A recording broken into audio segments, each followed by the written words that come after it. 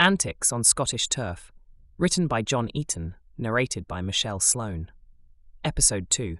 Lady Helen, now well versed in Chip's slovenliness, simply picked up the pot and the haggis, put the haggis under the cold tap to clean it off, and put it back on the table. That was it. Apart from saying, "I have had enough of you, Chip. I had worked all day on that haggis to make a wholesome Scottish dinner for you, and you go and spoil it. I was going to open the famous grouse, but now you can stuff that idea right up your—" At that point, Alison came in. "Sounds like a problem. Can I help?" she said. Lady Helen broke down and was tearful. "I need to go home, I know it. I have to go tomorrow, and we'll say goodbye in the morning." Chip, Pin, and Alison were shocked. Pin went to put his arm around her, but she pushed him off. "That's okay," said Chip chirpily. "We can all go." Chip looked at Pin. "Pin, have you still got that note about that crazy Exeter bloke wanting to stay on Scottish turf to do something with giants? We should go up there and solve the mystery. There is a couple of grand in it." "Yes, Chip," replied Pin. "I know, we have spent the first grand of it in the last month, and I have advised Mrs. Trellis that we can go up in January, hoping for a bumper second-hand business bonanza then, and try to find him. I'll call her now and tell her that we can go tomorrow." "I can tell you lot that if you are going, so I am," said Alison, feeling a bit out of it. "But Alison, you have to work," said Chip. "I'll do what you do, Chip. You live off my money, now I'm going to live off yours." Lady Helen was not expecting such a response. Famous grouse, anyone, as she downed a large one before pouring the other a drink. For England and Santa Claus. Celebrated Pin with his glass of grouse. For Scotland and Robert the Bruce, saluted Lady Helen. "I'm fired," said Alison. Chip just muttered, "Up yours," and downed the grouse in one. "Okay," said Lady Helen. "We'll all go back home to Scotland. Then you can carry on and solve the mystery of Mrs. Trellis's husband, while I sort out my country estate."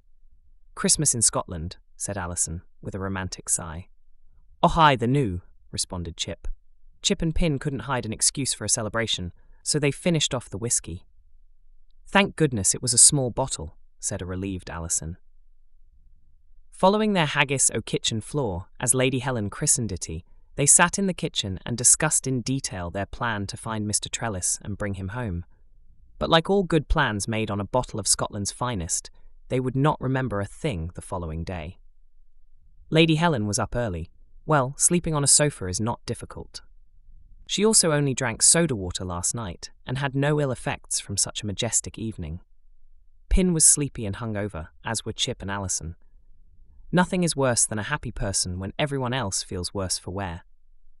She started singing something about Marie's wedding, and was singing, "Step we gaily, on we go, heel for heel and toe for toe, arm in arm and row on row, all for Marie's wedding."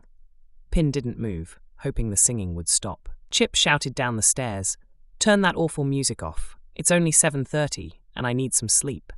Alison just lay there. That didn't stop Lady Helen from boiling the kettle to make tea. "Step we gaily, on we go, heel for heel and toe for toe, arm in arm and row on row, all for Marie's wedding." Eventually, they all gave up, sat up in bed, and then flung their dressing gowns around them, and realizing the night was over and a new day had begun, they had no choice but to get up. Downstairs, the bread was in the toaster, with the aromatic smell of the red-hot elements in the toaster slightly browning, perfect piece of toast, ready for butter and jam, or as Chip would prefer, a full English breakfast. The heavenly smell of warm toast when you are hungry, especially after Chip, Pin, Alison, and Lady Helen had not eaten for 10 hours or so, began to grind their stomach juices as desperation for food gained pace. Chip, Pin, and Lady Helen stood in the kitchen. Alison was busy, opening the fridge, finding the margarine, and then picking up a knife from the drawer. She turned around and said to the others, "What do you all want for breakfast?"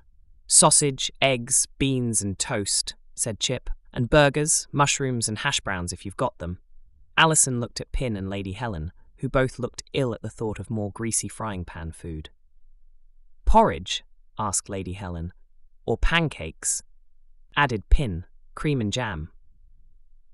"Margarine and jam?" asked Alison.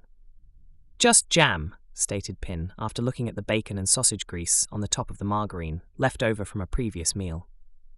"Sorry, Lady Helen, no porridge.